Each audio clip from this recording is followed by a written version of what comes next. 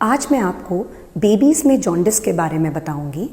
Babies में jaundice दो प्रकार का होता है। एक होता है फिजियोलॉजिकल जॉन्डिस, जो जब आपका टर्म बेबी होता है उसको जॉन्डिस आइज़ में और स्किन में दूसरे या तीसरे दिन आपको दिखता है और 7वें से 10वें दिन तक कम हो जाता है।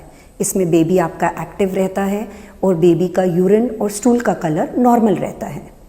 दूसरा जॉन्डिस होता है पैथोलॉजिकल जॉन्डिस, जिसमें जॉन्डिस या तो within 24 hours of birth babies में दिखने लग जाता है या jaundice more than 2 weeks newborn babies में परसिस्ट करता है, या बेबी को साथ में फीड अच्छा ना लेना या सुस्ती आ जाती है या यूरिन और स्टूल का कलर चेंज हो जाता है।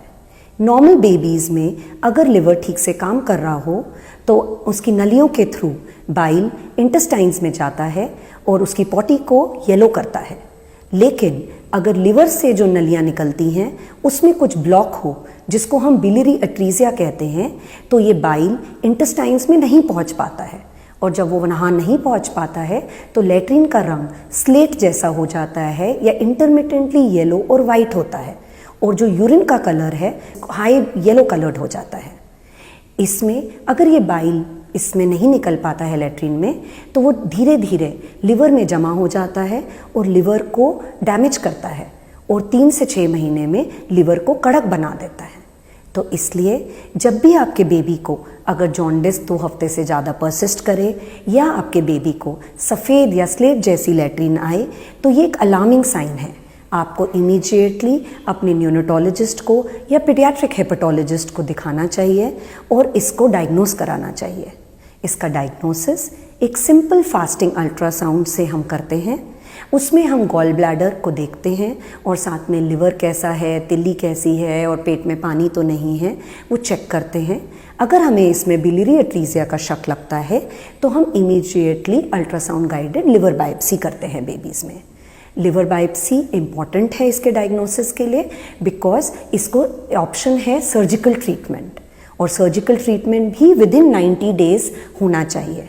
इस सर्जरी को हम कसाई पोटोइंट्रोस्टमी कहते हैं। कसाई पोटोइंट्रोस्टमी का मतलब लिवर को हम आंतों से ज्वाइन कर देते हैं, तो जो उसकी नलियां हैं जो रुकी हुई हैं उसको बाईपास कर देते हैं सो दैट जो बाइल है वो प्रॉपरली फ्लो कर सके। पर विदिन 90 डेज अगर ये ऑपरेशन नहीं होता तो इसके सक्सेस रेट्स बहुत लो हो जाते हैं। अगर ये सक्सेसफुल हो जाता है तो बच्चों की आंखों से पीलिया निकल जाता है और लैट्रिन का कलर नॉर्मल हो जाता है।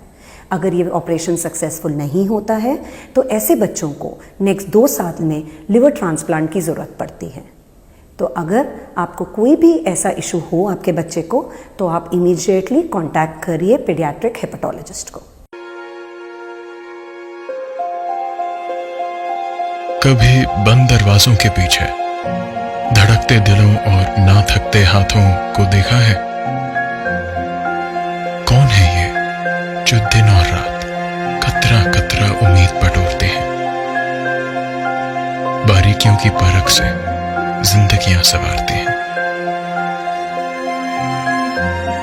ये वो हैं जो अपनी मुस्कुराहट दूसरों पर फिदा कर रहे हैं।